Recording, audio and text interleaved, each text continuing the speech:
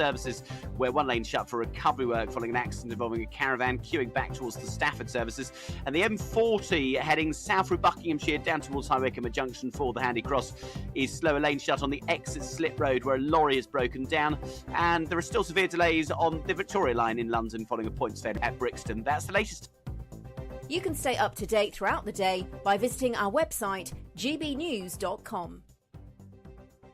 You really could be our next big winner with an incredible £20,000 in tax-free cash to play with this summer. What would you spend that on? Well, whilst you're thinking about it, listen to some of our previous winners getting that winning phone call from us. You're the winner of the Great British Giveaway. I'm slipping neck.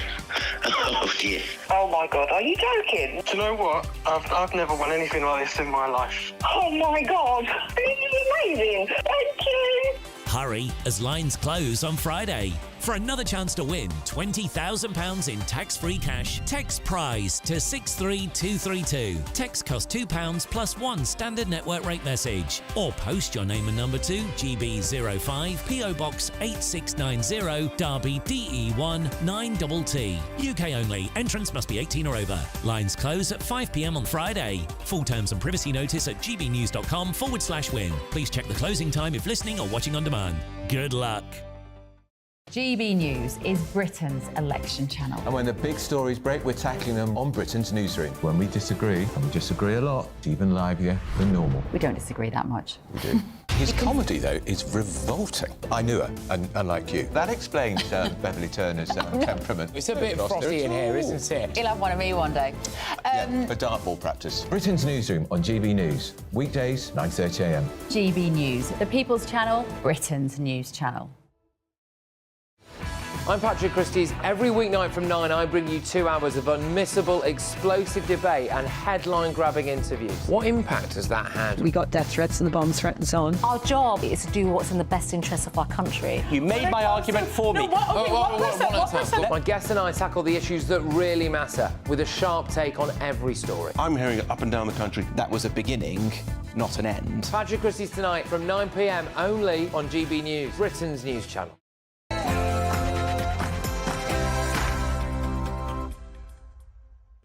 Hello there, it's 6 o'clock and I'm Michelle Dewberry. Coming up tonight, to tax or not to tax, that is a question, because a report out today reckons that 40% of private school pupils will transfer to the state school if indeed VAT was applied to those fees. What do you make to this? Do you think this policy stacks up or not? Is it fair to tax them in this way with VAT, or is it a policy of envy? Serious emotions flying around when it comes to that topic, I can tell you. Also, when it comes to pensions, the triple lock, that's yesterday's news, everybody, because today it's all about the triple lock plus, basically meaning that no tax should be payable on the state pension. Is that a good, solid policy or an attempt to buy voters? Your thoughts? Also, do you think it's good news that there will finally be an independent investigation into grooming gangs in Oldham? Yes, I hear you cry. Let me ask you, though, what on earth took them so long? And we saw a horrendous crime which saw robbery at a watch shop. The victim of that crime has now sadly been found dead. Do you think we do enough to support victims of crime in this country or not?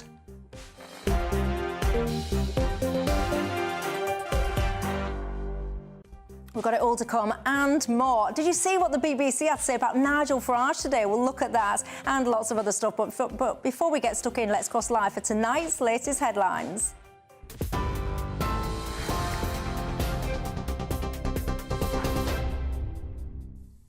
The top story this evening, pensioners could be in for a tax break worth up to £2.4 billion every year as part of an election pledge by the Conservative Party. It could see cuts worth around £95 in the next tax year, rising to £275 by 2029. The Prime Minister says it'll be funded by a clampdown on tax dodgers. Labour, though, has described the plan as a desperate move. Rishi Sunak says it's part of the government's broader plan, however.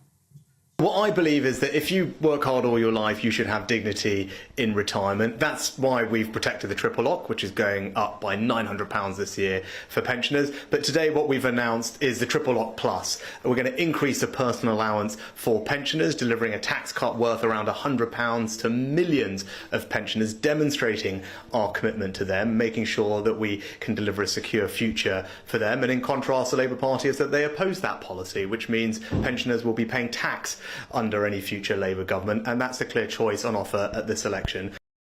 Rishi Sunak speaking earlier on this afternoon. Well, the Shadow Chancellor has told GB News that pensioners are paying more tax because of Rishi Sunak's government. Rachel Reeves used her first major speech of the election campaign to criticise Liz Truss's mini-budget, which she blamed for costing homeowners around £240 more every month.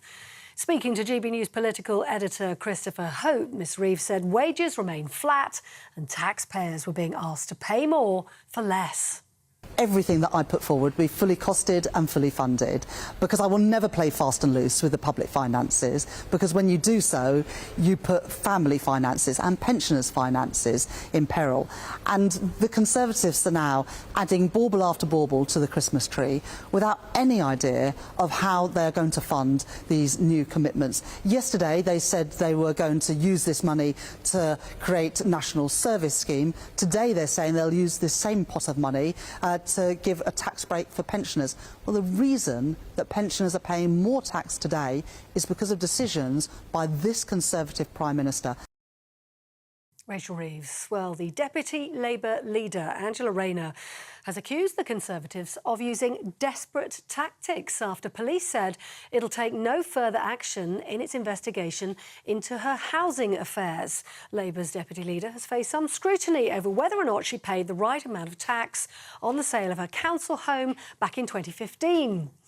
Over confusion as to whether or not it was her principal residence. Well, in a statement released this afternoon, Greater Manchester Police clarified that matters involving council tax didn't fall under its jurisdiction. Pope Francis has had to apologise for using an offensive word to describe gay men after reports appeared in Italian media.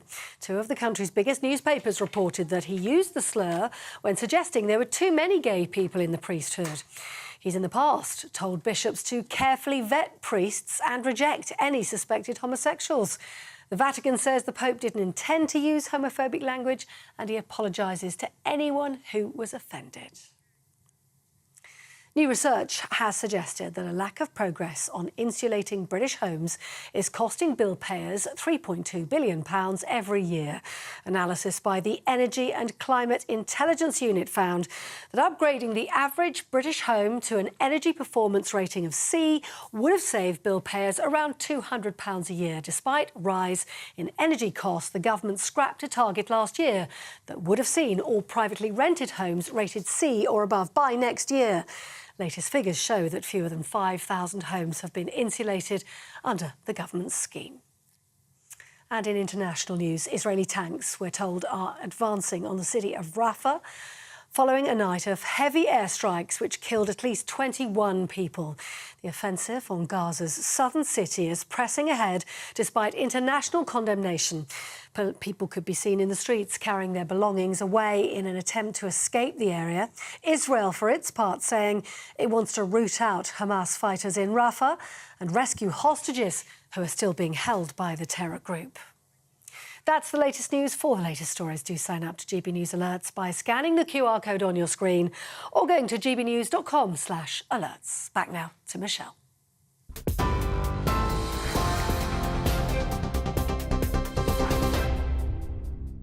Thank you very much for that, Polly. And I've got to say, I can't let you go without saying the legend Polly Middlehurst is back. I can tell you now, Polly, we've been inundated in your absence with people asking where you are. And just as I hop onto your say tonight, Tommy says it's fantastic to have you back.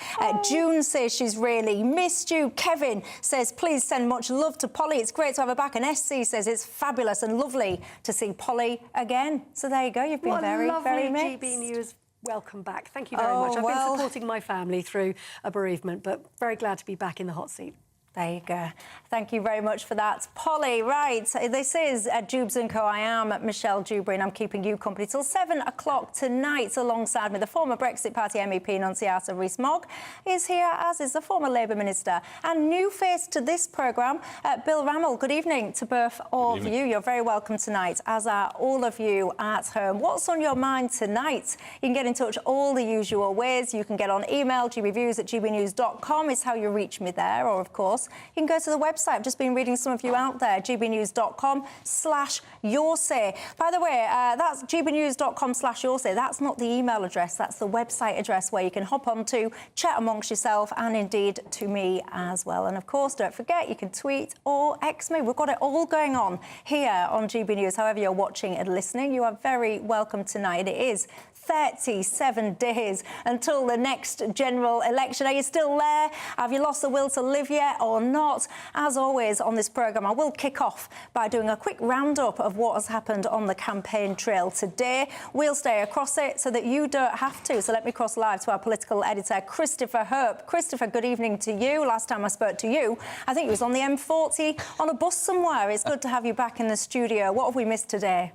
Hi, Michelle. We're great to be back in the studio with you. Yeah, it's been a busy day for Rachel Reeves. Now, she's been making a speech in Derby, setting out what the Labour government might do, or more often than not won't do, if they win power. In the speech and an interview with me for GB News afterwards at Rolls-Royce's plant there, she made clear Labour would not increase national insurance, will not increase income tax, will not increase corporation tax, and have no plans for wealth taxes.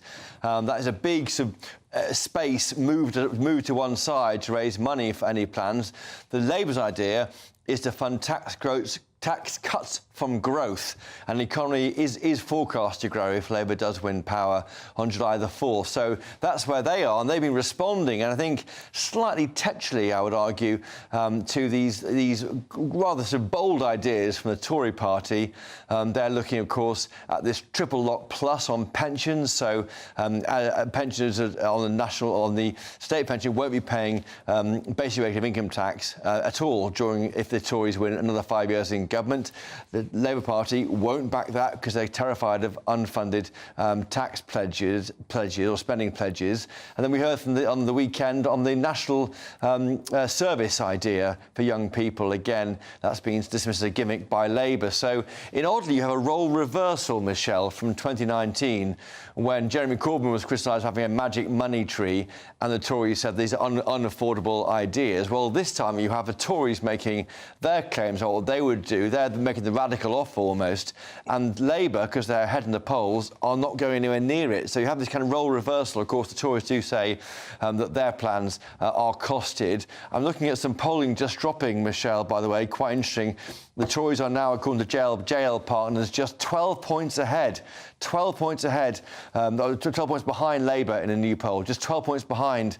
Labour, of course, has been as much as 20 points, 25 points ahead in recent weeks. So you are seeing a narrowing of the polls. We did expect to see it, and that's why some are saying the hung parliament is a distinct possibility.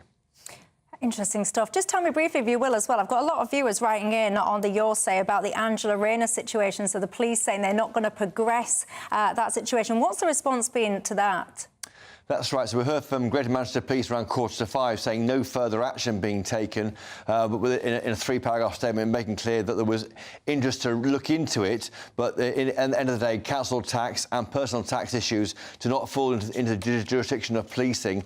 Shortly after that, we heard from Stockport Council. This all goes back, I should explain, to the sale of Ms Rayner's home in 2015. It was her main home, she said, but she also was living a few streets away with her husband.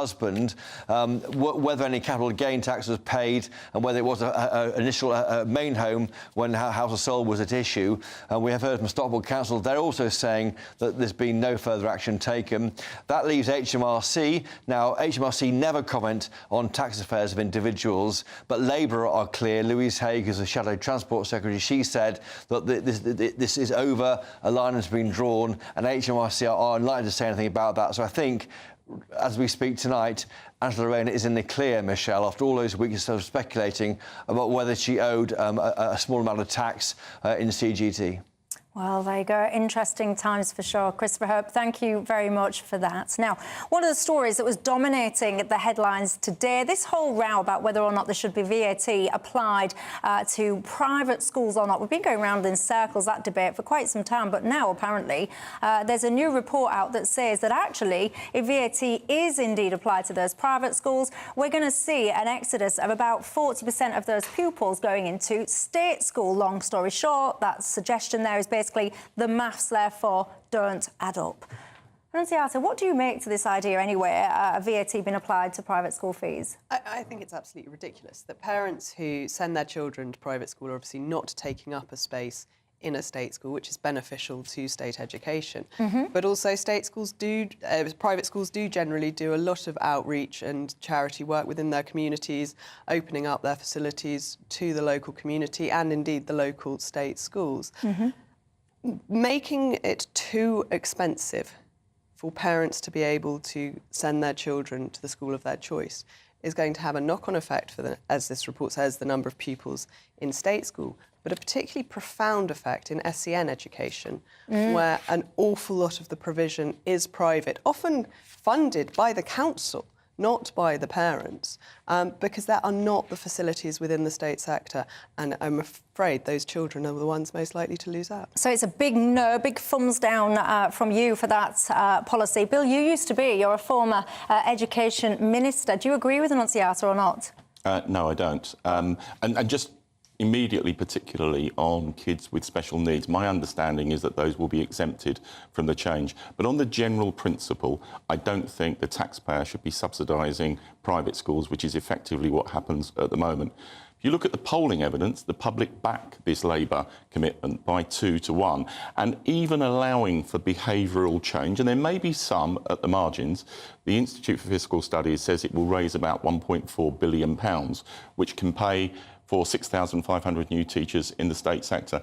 And given only 7% of children go to private schools, we ought to be investing and supporting the 93% in state schools. But do you think the maths stack up, though? Because when you look at some of the numbers quoted, that's based on quite a small migration number, essentially, from private school to state school.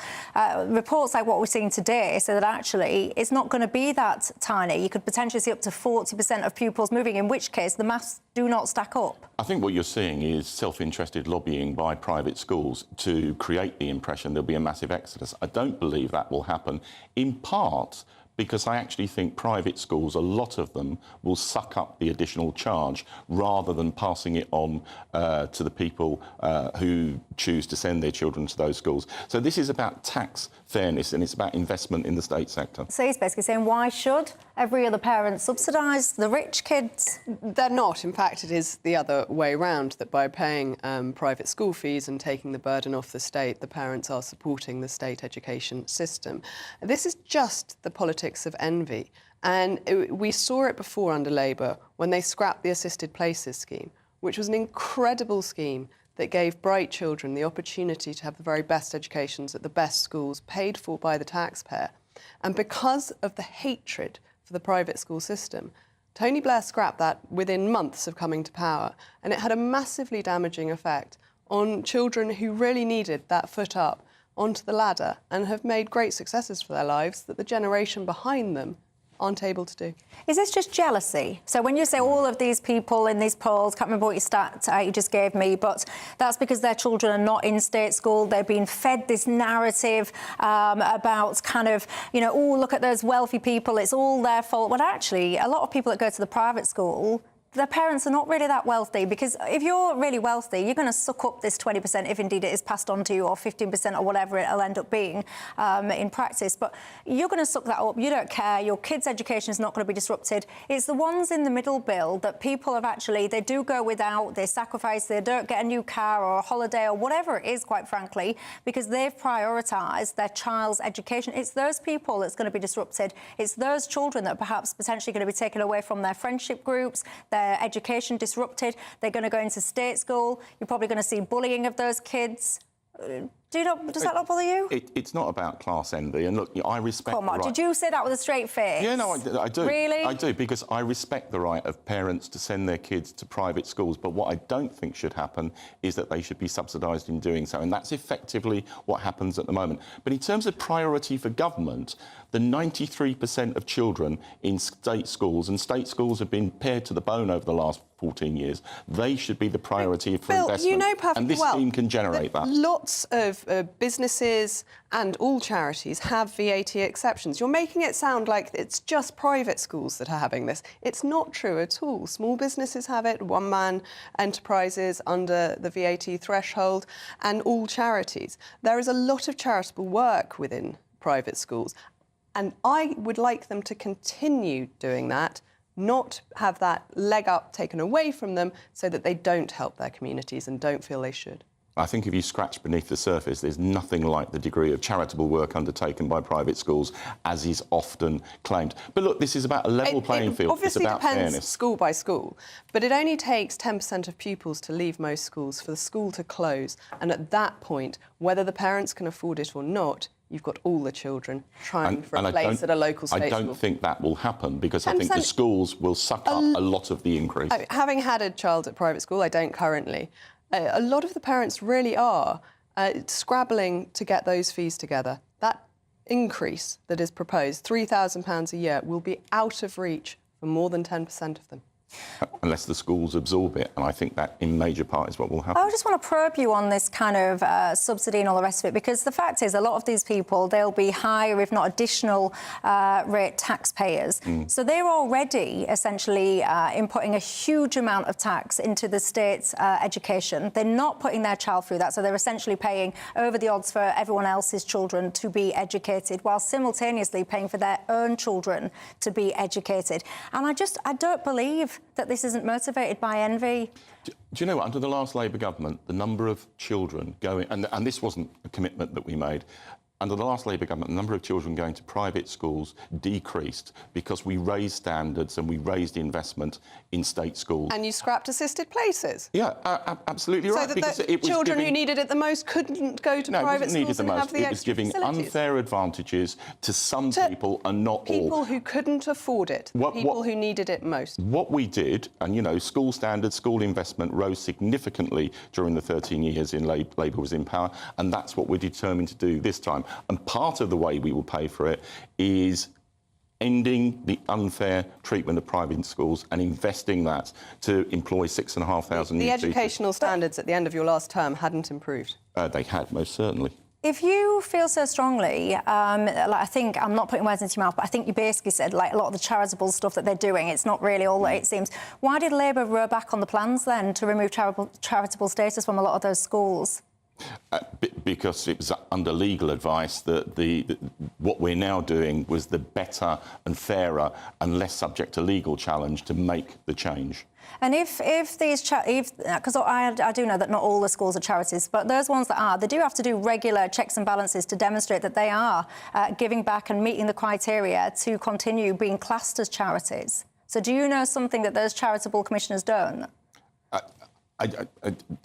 From what I have seen, there is not the level of charitable commitment that is generally claimed by the private schools. But look, this is about a level playing field. It's about fairness. It's about prioritising the 93% of kids who go to state schools, and I think that's the right priority. It's about bringing everyone down to the same level and where we want to lift everyone up.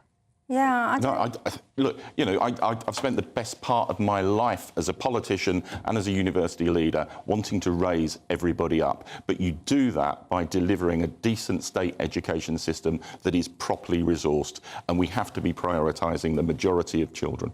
Look, let's come back to this perhaps after the break, but I also want to talk to you about another key policy announcement today. So triple lock, I told you that's yesterday's news, everyone. It's all about triple lock plus now. A sense of fairness we've just been discussing. Do you think it's fair that anyone should have to pay tax on the state pensions? Of course, income thresholds have not been increased. So going forward a few years, that's currently what indeed would happen. Your thoughts? See you in 2.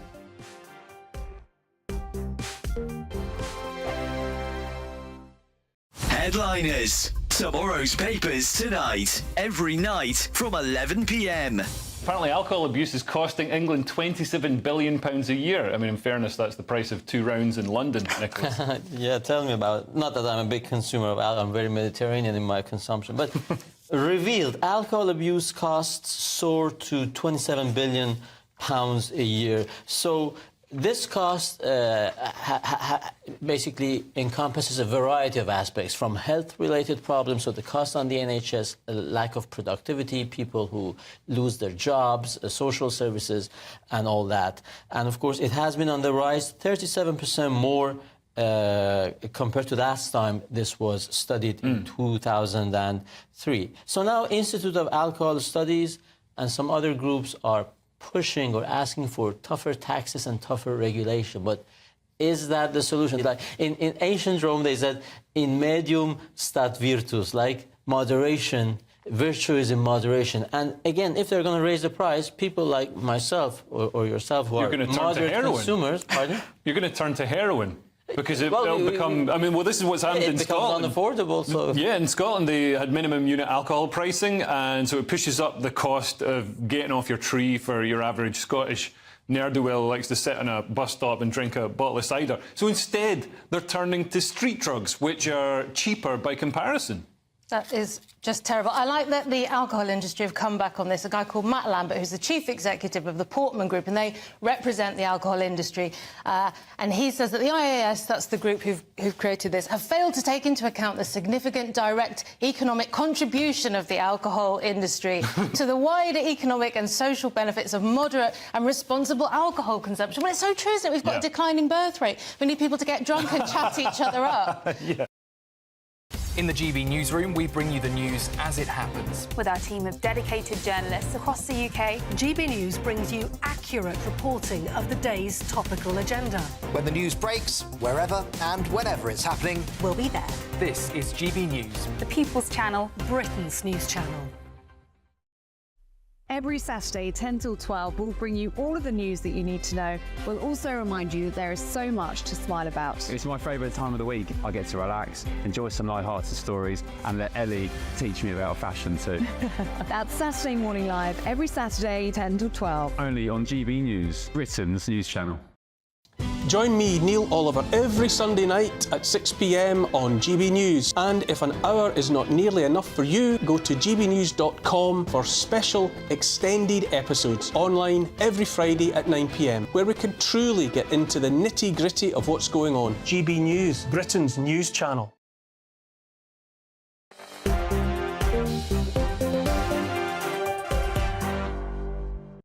Hi there, I'm Michelle Dewberry with you till 7 o'clock tonight, alongside me the former Brexit Party MEP Nunziata Rees-Mogg and the former Labour Minister Bill Rammell. Welcome back, everyone. We've just been talking about private schools and VAT. Matt says this is a tax of stupidity and it will only make private education a privilege for the very wealthy. It's typical Labour and their race to the bottom. Let me just return to this briefly before we move on to talk about pensions, Bill. You say it's all about fairness and stuff like that, but the viewer there, Matt, he makes a very good point, because everyone, you know, walks around getting really upset about all the X amount of people in the top jobs went to private school and all the rest of it, and these all boys networks, whatever. But ultimately, isn't this policy just going to serve to make them even more elite? Because what you're going to do is you're going to pull out the middle ground, and only the really rich people will be there and happily to continue. The priority should be getting a decent and a better invested state education system. That's where 93% of people's children go. And look, we can debate this back and forward. But those parents pay over the odds into the state education system already, don't they? But look, this is about fairness. It is about a level playing field. And then the ultimate arbiters are the public. And if you look at the opinion polling evidence, by 2 to 1, they back what the Labour... Envy. No, I think it's a sense of fairness and wanting everyone to have decent opportunities. So if it ends up actually costing, so not saving these amount of figures that are currently calculated, but it ends up costing the taxpayer more because you have more people come out, is it still fair then? Well, I genuinely don't think it will. And, you know, don't listen to me, don't listen to the Labour Party, listen to the Independent Institute for Fiscal Studies. They've estimated that even allowing for some behavioural change, some people pulling their kids out of private schools, it will generate £1.4 billion. But they estimated between 3 and 7% of migration, if my memory's right. Not the Institute for Fiscal And I think Studies. I thought they did. I thought that they'd said that if it was about between 3 and 7%, and middle ground just say 5, then you'd get that tax, that cost saving. Whereas the report out today says it's going to be likely 40%. Yeah, but that's a report on behalf of private schools who are self-interested and are trying to lobby against the change. You know, the IFS is the most respected independent institute looking at fiscal plans of all the parties. Schools are already going bust, as you've seen this week, won't be reopening in September. That is just adding a burden onto the state sector in those areas that, for the sake of tokenism, because of jealousy. Carol says private education is a luxury and it should absolutely be taxed as such. So yes, she says, to VAT. Keep your thoughts coming in all the usual ways. But another key policy announcement that was lots of discussion between you guys at home today about the pensions. We know about the triple lock by now on pensions, but now there's another suggestion that actually this is all to do with the income thresholds. They have been in place now for a long time, projected to stay at least for a few more years. Long story short, what that will mean is that there will be some pensioners that now find themselves having to pay income tax on that state pension because the income tax thresholds have remained static. These new proposals will essentially change that and mean that nobody would then be paying any income tax on the state pension. Do you agree with that, Bill? No, I don't. And I find this proposal bizarre. The only reason that this is an issue is because this Conservative government froze personal tax thresholds until 2028. I think they first did that 2 or 3 years ago. They've had successive budgets and autumn statements to make this change. Yep. They've not done so, and now at the fag end of their time in office, they're making this proposal. It is costly. It's £2.5 billion. It's virtually a spending commitment a day from the Tory party at the moment. No real sense of where the money is going to come from. And I think, you know, objectively, if you look at the last 14 years, pensioners have been protected, whilst others, particularly the young, have been hammered. And I don't think this is the right priority to move forward. Oh, I can hear a few pensioners out there shouting. Tell me your thoughts. And Antiata, yours. Well, I think it's absolutely ridiculous that you work to pay in, to be paid out when you retire, and now if you're taxed on it, to pay it back again, that to then be paid back in your own pension. This seems like a crazy zigzag of unnecessary bureaucracy. What the government should do is unfreeze income tax, that young or old, you should not be paying income tax on levels of this kind. It needs to be substantially raised. It's not going to be cheap, but it will help the economy by increasing growth and people being able to spend their money more freely rather than it disappearing to the taxman. But the level of 12,570, which they think pensions will breach in 2025-26, has got to be increased to a wage upon which people can survive. So what would you have the income threshold been then? I would put it right up, personally. To what? I haven't done the costings, but certainly 20 grand is often suggested, so that those who are on the minimum wage do not pay income tax. Well, there's a grain of agreement between us, because I think we ought to raise thresholds, and I hope that once Labour is in government, we will actually do that. But there's actually a broad, and I agree with you as well, Annunciata, equality of treatment. And this proposal isn't about equality of treatment. But there's a bigger issue here, and that is one that neither the Labour Party or the Tory Party are facing up to. And that's that the triple lock as it stands is unsustainable in the longer term. We currently spend £124 billion on pensions. The IFS, again, estimates that by 2050, on current trends, the triple lock will add £45 billion. So what are you saying then? You think the triple lock should be scrapped? It's a personal view. It's not the Labour Party's view. I was going to say, yeah, it's completely at odds. I do not think it's sustainable. You know, if you look at all the pressures on public spending, I don't think we can go forward with that commitment. And I'll make a bet that at some stage over the next 10, 15, 20 years, whichever government is in power, something will be done to unlock it. Well, do you think we should have the triple lock? Our pension system is very badly arranged in the first place. So it is essentially a Ponzi scheme. And we are heading rapidly to a position of a population pyramid, which means that more people need to be paid out than are paying in, which obviously is unsustainable. We saw 10 years ago or more Germany in this situation, and they had to make really very drastic changes. And I do actually agree with Bill, there will need to be big changes here, purely so we can afford it, but that people still must, very importantly, have dignity in retirement. You've got really strong opinions about this. Ian says, can I just say I'm 73 and I've paid the pension of others for 50 years whilst going out working, so Gen Z should shut up and pay up. He says, surely we are one of the worst countries pension-wise. Lorraine says, please can this not be a pensioner bashing session? We've worked, saved hard and earned what we have. We also now have the privilege of having to pay for care in our old age. We pay tax on most things, so we're not opting out. We don't need to apologise for achieving what we have. Keep your thoughts coming in that. If you're slightly younger, what do you feel about this? Do you think this is fair or not? Also, one of the things that caught my eye today was the BBC and how they have been reflecting on some of the things that Nigel Farage had to say. Listen. About the wave of, and I'm using his words, not mine, aggressive young males that are coming into Poland, having crossed the Mediterranean, and he has said that this is now a matter of national security. Nigel Farage with his customary inflammatory language there at a Reform UK press conference. He declined to stand for a seat, but we will have more. How ridiculous. It wasn't even his words, by the way. He already just said he was directly quoting somebody else.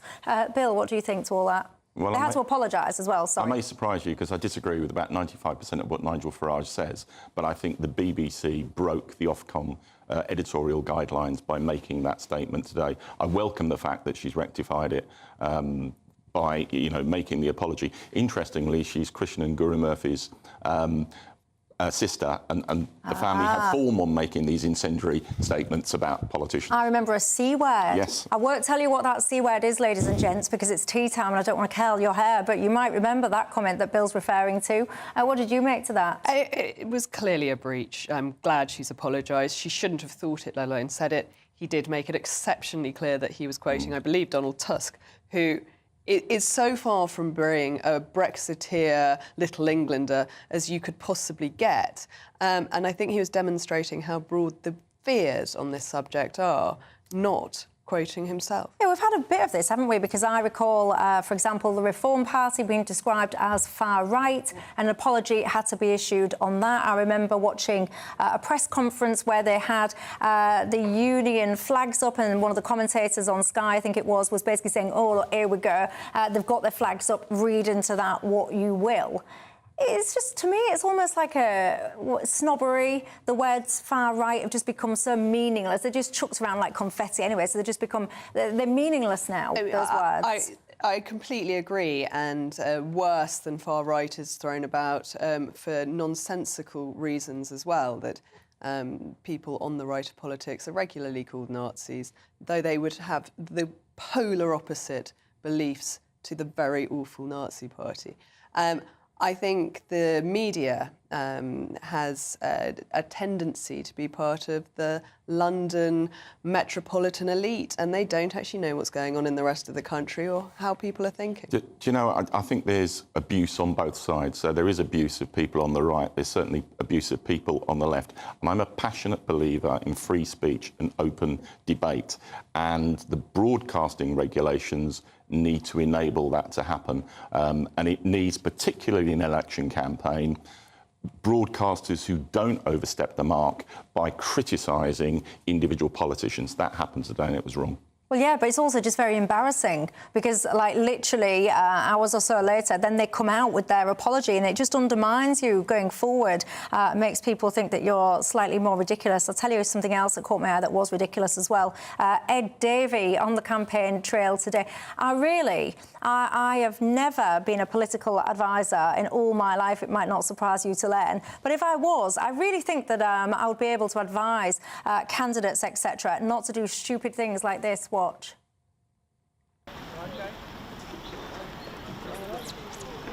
David.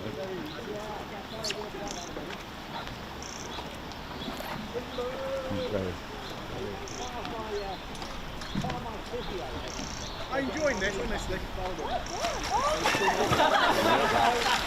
Two down. Two down. I mean, I've just got no words. It's absolutely ridiculous and embarrassing. We can grow up, get your suit on, get in your office and start communicating properly. And I can tell you what, there'll be a lot of victims of the post office scandal that won't be feeling sad at all. They'll be perhaps feeling quite cheered up by those images. What do you make of it all? Get in touch all the usual ways and I'll see you in 2. Lots more. I want to talk about crime, grooming gangs and more. See you in 2.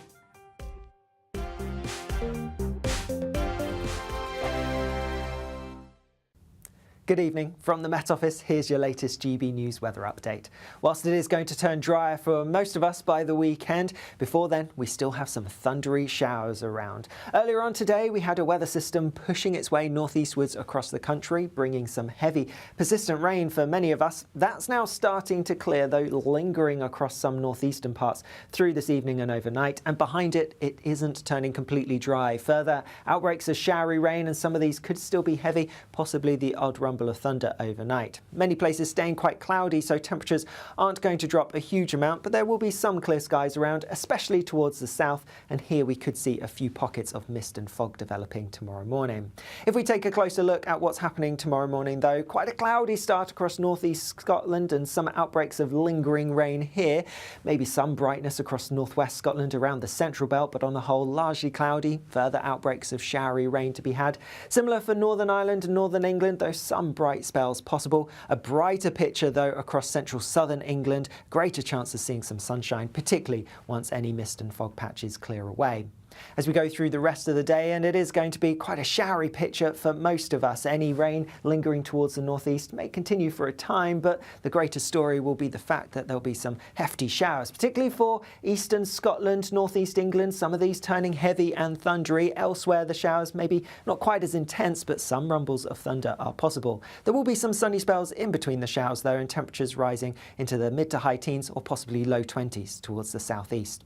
Thursday is going to be another showery day for many of us. Perhaps the showers not quite as intense as on Wednesday, but nonetheless some thundery downpours are still possible, though there will again be some bright or sunny spells in between any showers. Like I said at the start, it is turning drier into the weekend, and so particularly by Saturday and Sunday it's looking mostly fine and quite warm. Bye-bye.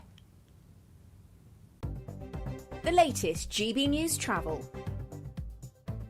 Good evening, I'm Johnny Ratner. Big problems on the M60 Greater Manchester. The anti-clockwise exit is closed just before the Denton Island turn-off junction 24 at the scene of an accident, and further round, the inside lanes closed anti-clockwise 19 to 18 towards the M66 past the scene of a collision. On Merseyside, the A580, the East Lancashire Road, is closed just south of Kirby at the scene of a crash, and just northeast of Bedford, the A421 is closed eastbound off the Black Cat roundabout following a serious accident. Still seeing queues in Buckinghamshire heading south down the M40 towards High Wycombe, down to junction 4 at the Handy Cross roundabout. A lane is closed on the exit slip road just by the roundabout where a lorry's broken down, and onto public transport. Onto London Underground, where severe delays on the Victoria line, all down to a points failure at Brixton. And that's the very latest. You can stay up to date throughout the day by visiting our website, gbnews.com.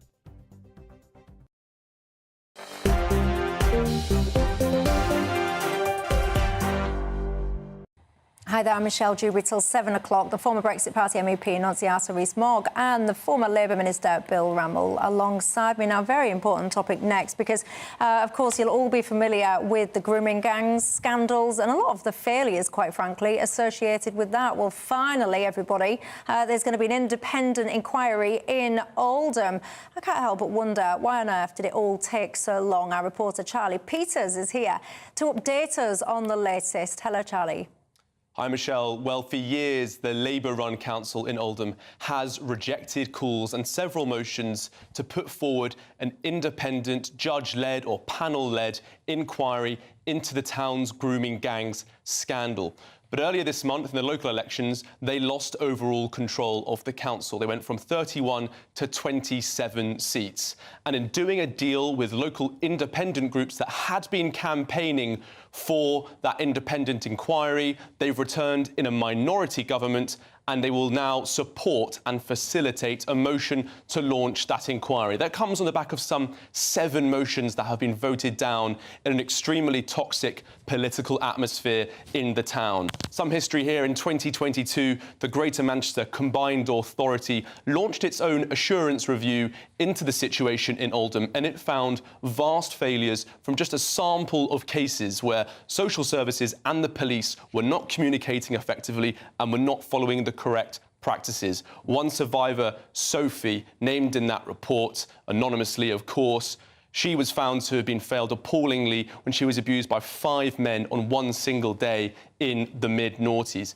She is now part of this process to launch the new inquiry and told me today that she had supported the new launch of this inquiry. We understand that council officers will be lent towards the independent-led team to facilitate this motion. And now, after independent inquiries in Telford and Rotherham, we could soon see one in Oldham. Fascinating stuff. Charlie Peters, thank you for that. This disgusts me, because I think, why on earth? How is it even possible when you've had a scandal of this nature? Children, we've just been hearing those stories there about that 12-year-old as a small example. How is it even possible to sit around and have a vote about whether or not there should be an independent inquiry into this? Surely that is just a given. I agree. I think what has happened in Oldham is shocking. I think the Labour Council has been too slow to agree to the independent inquiry. I welcome the fact it's now going to go forward. And I think but they've rejected it. They've voted to reject it multiple times. Why? What right-thinking person would say actively reject an independent inquiry about children being abused? No, I agree with you. I do understand that there's been massive misinformation campaigns going on against the original Manchester Authority inquiry back in 2022. And I've no doubt that that's been taking place with regard to this proposed independent inquiry, but it should have been put in place sooner. It is now going to happen. And what I think is really important is that regardless of your ethnicity, regardless of the colour of your skin, if there has been wrongdoing, it's got to be investigated and the perpetrators have got to be brought to book. Yeah, it just blows my mind. It beggars belief that you can actually sit there and vote to reject an independent inquiry into children being groomed and repeatedly abused. It's disgusting. Anyway, your thoughts? It defies belief that the Labour Council have fought against this inquiry for so long. That there are decades of children whose lives have been ruined, who are now adults, no doubt suffering the repercussions of that. They don't just deserve justice, they deserve a future where they can be sure nothing like this could happen to their own children. They need to know that where they live is a safe place, and by not inquiring, not trying to find out what happened, who did what, how was this allowed to happen on such a huge scale, they are letting all of those victims and all the current children in Oldham down. I think it's revolting that they have voted against it for so long. There are still activists in Oldham saying we will never, the Labour Party will never bring this to the floor of the chamber officially. The 2 independent councillors who crossed the floor to support Labour believe they've got a deal with them to have a vote on this inquiry, which they will support. The Tories and Lib Dems, the rest of the council, are supporting it already. Labour, their position is actually still quite unclear. Is it unclear? Well, my understanding is that, and I think they were wrong not to support it before now, my understanding is they are supporting it now, and not a moment too soon. I think the wider context here is, and I don't in any sense justify this, but I think it is the community pressure in a multi-ethnic community that has blocked the investigation, particularly given the campaigns of misinformation. I think that's wholly wrong. What do you mean? What campaign of misinformation? Some of my viewers won't know what you're talking about. So my understanding is there's been social media campaigns attacking the original Manchester Authority inquiry, saying it was biased against Muslims, it was biased against people from ethnic minorities. That was not the case, and that's been fueling some of the resistance to the inquiry. But the bottom line is, appalling abuse took place and it should be investigated independently. And as you said, your ethnicity should have no part to play in this. Right is right, wrong is wrong, and these children need protection. No, but hold on. I mean, you've got to be clear, because if someone's ethnicity or any other characteristic is actually part of the reasons or a contributing factor to some of what's gone on, then it absolutely is relevant and it absolutely should be explored. I completely agree. I meant it shouldn't stop you investigating. Oh, right. Well, do you know what? All I will say to this is any of you that voted against this, shame on you. You absolutely disgust me. You've got no place in public life. The most basic tenet of society is that our children should be safe on our streets, wherever those streets may be. So absolutely disgusting behaviour, and it should never, ever have been tolerated to vote against those inquiries. But your thoughts on it all the usual ways. Coming up after the break, there's an awful story. You perhaps will have seen it. The watch dealer that was robbed over the weekend, well, unfortunately, he sadly been found dead less than 24 hours after that robbery. Do you think we do enough to protect victims of crime in this country or not?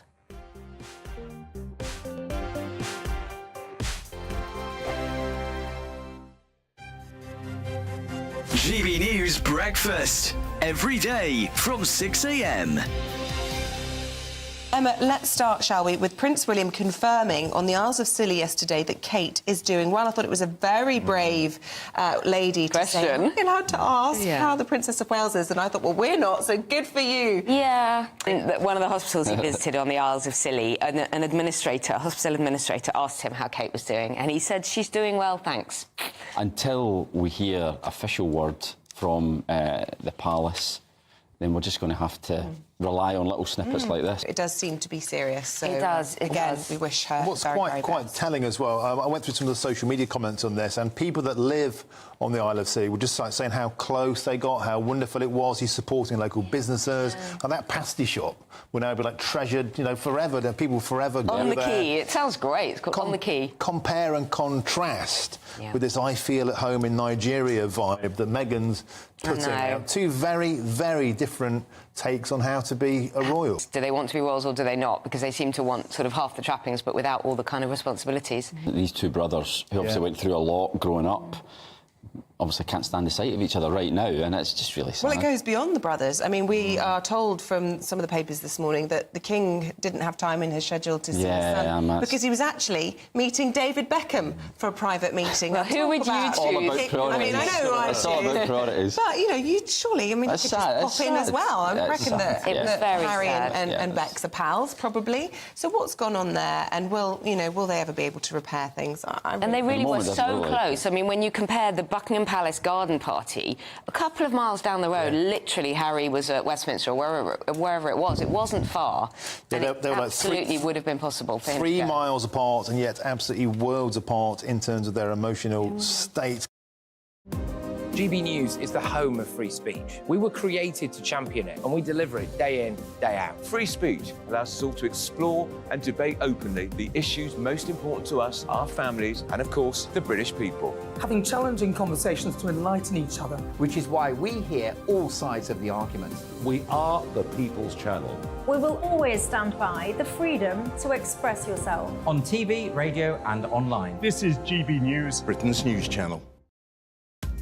Are the newspapers getting you down? My wife didn't divorce me that month.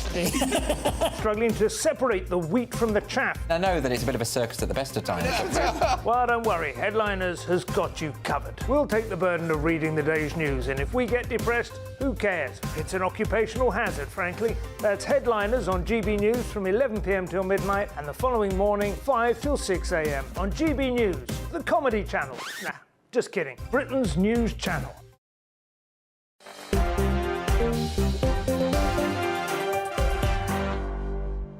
Hello everyone, I'm Michelle Dewberry and I'm with you until 7 o'clock tonight. The former Brexit Party MEP Nunciata Rees-Mogg and the former Labour Minister Bill Rammell remain alongside me. Now, did you see this awful situation? This was a jewellery store essentially in Richmond, which for those people that are not familiar with that, it's in southwest London. You could argue that it's a kind of affluent area of London. A watch dealer there was working, these two men, and I'm deliberately putting these two men's faces on the screen because these two scumbags went on whilst being served to then essentially get that watch dealer in like a headlock, basically, and they helped themselves to whatever they wanted to, filling up a backpack on one of their backs as they went. Those two people are still at large. How they can still be at large is absolutely beyond me, because you've got very clear footage of them. One of them has got a massive tattoo on his neck. So somebody somewhere knows who these two people are. We need them to be found, not least because the man that was the victim of that crime has very, very tragically now been found dead 24 hours after that robbery. And I've got to say, I chose not to show it, but the CCTV footage of that attack absolutely went viral. Do you think we do enough to support victims of crime? I think it's very difficult for the police, how it's not entirely their fault that people are affected by crime. And in fact, the police's real skills should be focused on preventing the crime in the first place. That Richmond is an affluent area of London. It's not where you expect to find this kind of thing happening. But I bet they haven't seen a policeman on Kew Road in years. That if we had police actually preventing crime, they wouldn't need to be supporting the victims. True. So tragically get horrifically affected. Bill? I think we do need to do more to support victims. You know, one of the huge issues at the moment is it's massively traumatic to be the victim of any crime, and one of the huge issues is the massive delay of getting cases to court, and I think that's a huge concern. The Labour Party has proposed that there ought to be a duty on chief constables and chief crown prosecutors to provide support for victims, and I think that's absolutely the right way forward. There ought to be support for victims of sexual abuse and rape to be supported through the courts and the legal system, and we need to tackle the delays. Do you know, it's something I discovered looking at this today. We waste thousands of hours of police officers' time redacting reports, names of people on reports before they send it to the Crown Prosecution. Which people? People who've been involved in the investigation before it goes to the Crown Prosecution Service. That's part of what leads to this delay, and it needs to be tackled, it needs to be speeded up, and we do need to give more support to it. And in the court process, a lot of the support is actually provided by volunteers. All the London courts have a system, I don't know about the rest of the country, whereby volunteers will help guide the witnesses through the process and literally through the building by trying to, whilst trying to support them emotionally as well. And of course all of that needs to be provided, but the police's number one job is to fight crime. I'm half tempted, you know, to set up some kind of rogues gallery, so there's some kind of scumbag watch, because you've seen the other CCTV footage, haven't you? There's images of another guy that's wanted and yet still not being found. That guy, him, look at the state of this guy. He is wanted. CCTV footage there. Want to talk to him about a stabbing in Bournemouth. I mean, come on, guys. People must know who some of these people are. Get them found. And let's help make our streets safer, shall we? Look, that's all I've got time for. There's not a lot of love, I can tell you, for the Labour Party when it comes to voting against those independent inquiries. That is coming through thick and fast on the inbox tonight. But look, that's all we've got time for. Thanks, Bill. Thanks, Annunciata. Don't go anywhere. Farage up next. Night. A brighter outlook with Box Solar, sponsors of weather on GB News. Good evening. From the Met Office, here's your latest GB News weather update. Whilst it is going to turn drier for most of us by the weekend, before then we still have some thundery showers around. Earlier on today we had a weather system pushing its way northeastwards across the country, bringing some heavy, persistent rain for many of us. That's now starting to clear, though lingering across some northeastern parts through this evening and overnight, and behind it, it isn't turning completely dry. Further outbreaks of showery rain, and some of these could still be heavy, possibly the odd rumble of thunder overnight. Many places staying quite cloudy, so temperatures aren't going to drop a huge amount, but there will be some clear skies around, especially towards the south, and here we could see a few pockets of mist and fog developing tomorrow morning. If we take a closer look at what's happening tomorrow morning, though, quite a cloudy start across northeast Scotland and some outbreaks of lingering rain here. Maybe some brightness across northwest Scotland around the central belt, but on the whole largely cloudy. Further outbreaks of showery rain to be had. Similar for Northern Ireland and Northern England, though some some bright spells possible. A brighter picture, though, across central southern England. Greater chance of seeing some sunshine, particularly once any mist and fog patches clear away. As we go through the rest of the day, and it is going to be quite a showery picture for most of us. Any rain lingering towards the northeast may continue for a time, but the greater story will be the fact that there'll be some hefty showers, particularly for eastern Scotland, northeast England, some of these turning heavy and thundery. Elsewhere, the showers maybe not quite as intense, but some rumbles of thunder are possible. There will be some sunny spells in between the showers, though, and temperatures rising into the mid to high teens or possibly low 20s towards the southeast. Thursday is going to be another showery day for many of us. Perhaps the showers not quite as intense as on Wednesday, but nonetheless, some thundery downpours are still possible, though there will again be some bright or sunny spells in between any showers. Like I said at the start, it is turning drier into the weekend, and so particularly by Saturday and Sunday, it's looking mostly fine and quite warm. Bye-bye. Looks like things are heating up. Boxed boilers.